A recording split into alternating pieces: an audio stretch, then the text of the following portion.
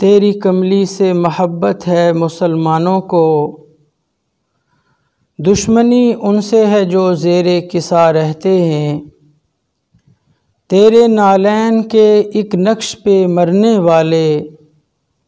تیری دستار کے وارث سے خفا رہتے ہیں۔ معزز سامعین و ناظرین کرام، السلام علیکم ورحمۃ اللہ وبرکاتہ۔ بغض اہل بیت دور حاضر کے فتنوں میں ایک بڑے فتنے کے طور پر سامنے آیا ہے۔ اس میں سب سے بڑے تعجب کی بات یہ ہے کہ اس فتنے کا شکار کچھ ایسے کاریگر ہو چکے ہیں جنہوں نے بظاہر اہل سنت کا لبادہ اوڑھا ہوا ہے۔ اب یہ چاہتے تو یہ تھے کہ یہ براہ راست اہل بیت اطہار کا نام لے کر ان کو برا بھلا کہیں، لیکن دین سے دوری کے اس گئے گزرے دور کے باوجود انہیں یہ ہمت و توفیق تو نہ ہو سکی کہ وہ براہ راست اہل بیت اطہار کا نام لے کر ان کو برا بھلا کہہ سکیں۔ تاہم انہوں نے دو طریقے ایجاد کیے۔ ایک طریقہ تو یہ اپنایا گیا کہ اہل بیت اطہار کے مخالف دھڑے کی تعریفیں شروع کر دو، ان کے مناقب بیان کرنا شروع کر دو اور ان کو پروموٹ کرو۔ اس سلسلہ میں لاہور کے ایک صاحب نے باقاعدہ طور پر یزید کی حمایت میں تصنیف و تالیف کا سلسلہ بھی شروع کر رکھا ہے اور یزید کے فضائل و مناقب پہ تقریریں بھی شروع کی ہوئی ہیں۔ دوسرا طریقہ یہ ایجاد کیا کہ اہل بیت اطہار کے فضائل و مناقب میں جو بھی چیزیں آئی ہوئی ہیں ان کا انکار کرنا شروع کر دو۔ اس دوسرے سلسلے کی ایک کڑی آپ ملاحظہ کیجئے۔ اچھا، ایک ربائی ہے جو عام مشہور ہے، شاہ اشت حسین بادشاہ اشت حسین، دین اشت حسین دی پناہ اشت حسین، سردان نداد دست در دست یزید، حقہ کے بنا الہ الہ اشت حسین۔ یہ ربائی ہمارے ہاں عام مشہور ہے کہ غریب نواز کی ہے رحمت اللہ تعالی، حضرت معین الدین چشتی اجمیری کی ہے رحمت اللہ تعالی، جبکہ بعض محققین نے یہ بیان کیا کہ یہ معین الدین کاشانی رافضی کی ہے، یہ غریب نواز کی نہیں ہے، یہ معین الدین کاشانی رافضی کی ہے۔ آپ نے دیکھا کہ ایک صاحب نے تقریر کرتے ہوئے سلطان الہند حضرت غریب نواز سید معین الدین چشتی اجمیری رحمت اللہ تعالی علیہ کی مشہور زمانہ ربائی سے متعلق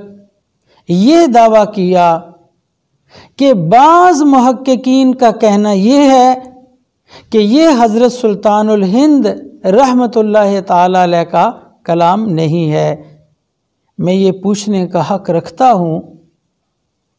کہ بعض محققین نے اگر یہ کہا ہے کہ یہ حضرت سلطان الہند رحمت اللہ علیہ کا کلام نہیں ہے تو اکثر محققین نے یہ کہا ہے کہ یہ حضرت سلطان الہند کا ہی کلام ہے۔ پھر آخر کیا سبب ہوا کہ آپ نے اکثریت کا قول لینے کی بجائے بعض محققین کا قول لیا ہے؟ تو پھر کیا مجھے یہ کہنے کا حق ہے کہ پھر باطن میں کوئی جرثومہ ایسا موجود ہے کہ جس نے ان صاحب کو اکثر محققین کا قول لینے کی بجائے بعض محققین کا قول لینے پہ مجبور کیا؟ وگرنہ انصاف و دیانت کا تقاضا تو یہ تھا کہ وہ اکثریت کا قول لیتے، لیکن انہوں نے اکثریت کے بجائے بعض محققین کا قول لیا۔ دوسری بات انہوں نے یہ کہی کہ یہ معین الدین اجمیری رحمۃ اللہ تعالی علیہ کا کلام نہیں ہے، بلکہ یہ معین الدین نامی کسی رافضی کا کلام ہے۔ ناظرین، کیا اس شعر میں حضرت سلطان الہند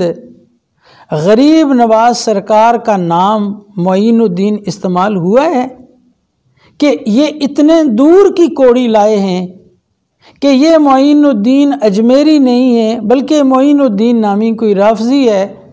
تو اس ربائی میں تو سرے سے معین الدین نام ہی موجود نہیں ہے، تو پھر یہ زحمت اٹھانے کی کیا ضرورت پڑی کہ یہ معین الدین اجمیری نہیں ہے بلکہ معین الدین نامی کوئی رافضی ہے جس کے دیوان میں یہ موجود ہے۔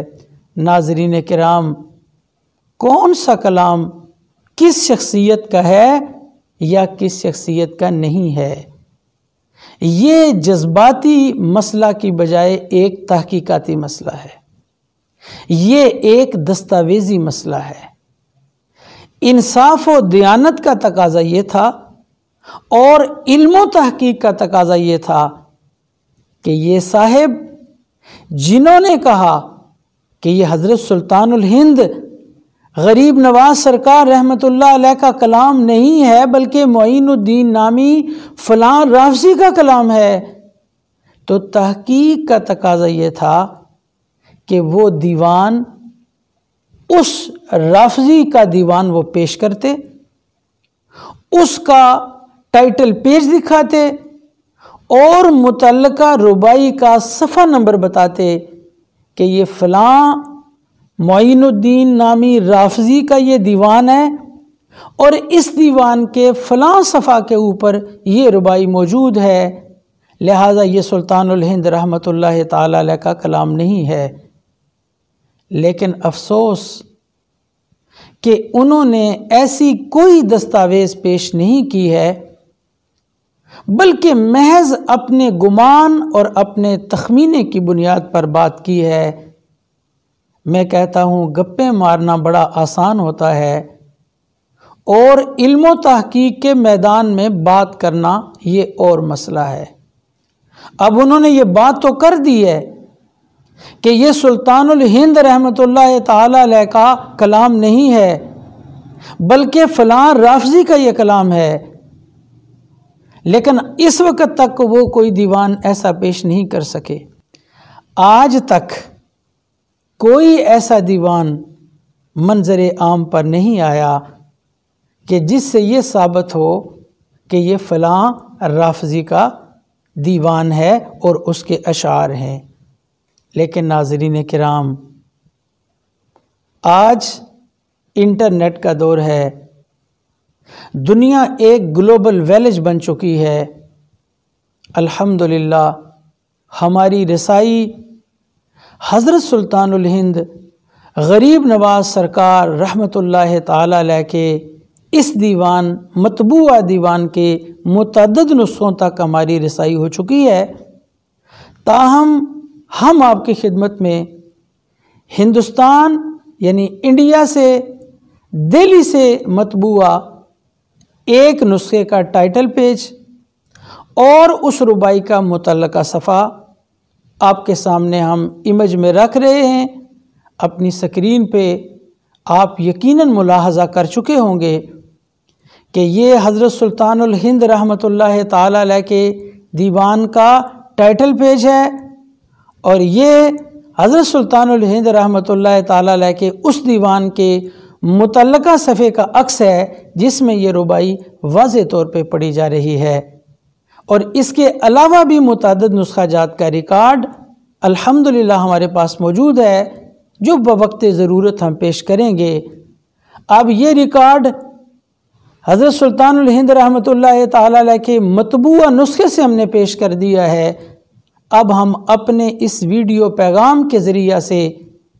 ان صاحب کی خدمت میں یہ عرض کرنا چاہتے ہیں کہ ہم نے حضرت سلطان الہند رحمۃ اللہ تعالی علیہ کا مطبوعہ دیوان، اس کا ٹائٹل پیج اور متعلقہ صفحہ آپ کے سامنے رکھ دیا ہے۔ اب آپ پر لازم ہے کہ علم و تحقیق کی روشنی میں